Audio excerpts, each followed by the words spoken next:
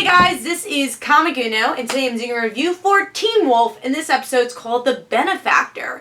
So, let's talk about this episode. We get to see, it's a full moon episode, which we actually haven't had a full moon episode in a while, because usually it doesn't really affect Scott, Derek, it doesn't affect our normal werewolves, so now there are werewolves to be affected by it. So Malia and Liam are two characters being affected by it, and they all go to Lydia's lake house and they transform. Now Malia is actually able to control her coyote side because of Styles, which is not a shock here, and Liam just discovering, wow, I'm a werewolf, what do I do about that? And we learn a little bit more about Liam's character. He has anger issues, and there's a return of a cool character. We get to see Chris Argent is back and helping Scott. So it's great to see an Argent back, especially after Allison's death, which Allison's death have some things to do with this episode, definitely reference, because the Benefactor is not destroyed, but he gets arrested. And it seemed like Peter was scratching at his face, but we never actually saw the Benefactor's face. So, is there many Benefactors? Is there only one Benefactor? I'm going to get to my speculations of that further into the review. So we get to see that, and but the Allison portion is that Lydia, of course, is doing her Banshee stuff. She's trying to code that thing on her computer that she's been saying, putting in her math notes, and she finds out Allison is the password for that, and that is the whole Deadpool for Beacon Hills. And of course Lydia's on it, Scott's on it, Kira's on it, pretty much everybody is on it, and people that we don't know, and there's money signs on the side. And we also learn that Liam's friends are helping the Benefactor. So there's a lot of interesting stuff to happen here. I think the beginning of it's like, oh, this is just feels like a season 1 episode, which was great. Seeing the full moon being an important factor of the show again, I think that was really cool, especially since the season is supposed to be more of a season 1, season 4 type show. It's definitely parallels to season 1, and what I loved about it is Liam's reaction to Scott. Liam seeing Scott as the bad one, and that's really interesting because obviously as an audience we know Scott's not the bad one, and it reminds us of season 1 of Scott trying to figure out, are the Hales bad, who do I trust, who bit me. It's that mystery really coming back, except the audience knows, of course, Scott's not the bad one, but Liam doesn't know. So pretend this is the season 1 of Liam being a main character. I thought that was an interesting point of view for this episode. So a lot of parallels to season 1, Scott and Liam. So love that about this episode.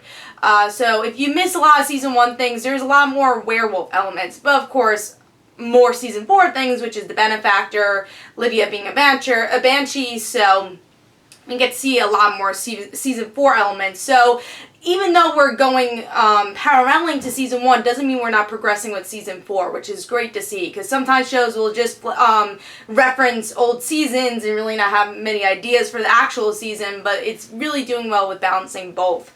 So I want to really talk about Allison here, because I know a lot of the fandom has problems that people did not mourn Allison, or we didn't mourn Allison enough. So we're getting more little references of Allison. Who made that list up? I don't think it's Chris Argent, but who would make a password like Allison? Are the hunters back? Why is Allison so important if it's not Chris Argent? So is Chris Argent a villain again? Which it doesn't seem like he is, but who else would make a password like Allison? So I thought that was really interesting. The Benefactor, also just getting speculations of who the hell the Benefactor is. Is he a supernatural creature? Because it seemed like he was in the military, just all the uses he used, like a clay mount, the tomahawk, because these are all military things. So is his mouth maybe just a scientific thing, technology, and maybe he's not a supernatural creature? And that would be a twist for Teen Wolf, because all the villains are supernatural creatures. How about if the villain is someone pretending to be a supernatural creature? I think that would be really interesting.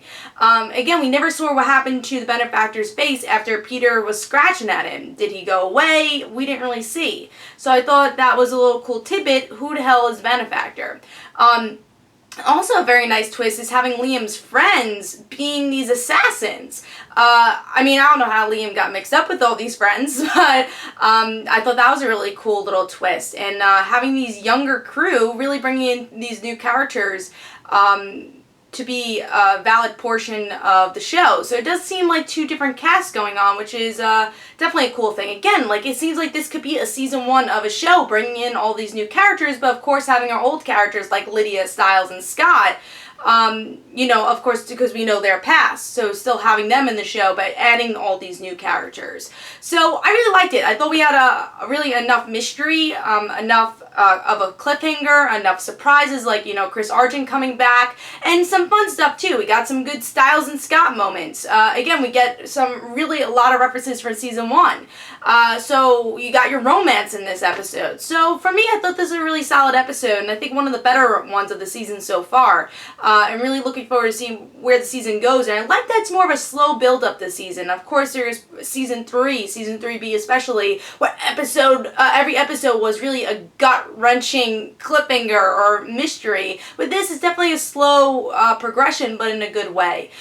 So tell me in comments below what you thought about the episode, and you know, different speculations I have, speculations that you have for the future. So hope you guys enjoyed. This is Comic Uno. Guys, don't forget to follow me on Twitter for Comic Uno and Random Situations, and don't forget to like my Facebook page, and I'll see you guys later. Bye.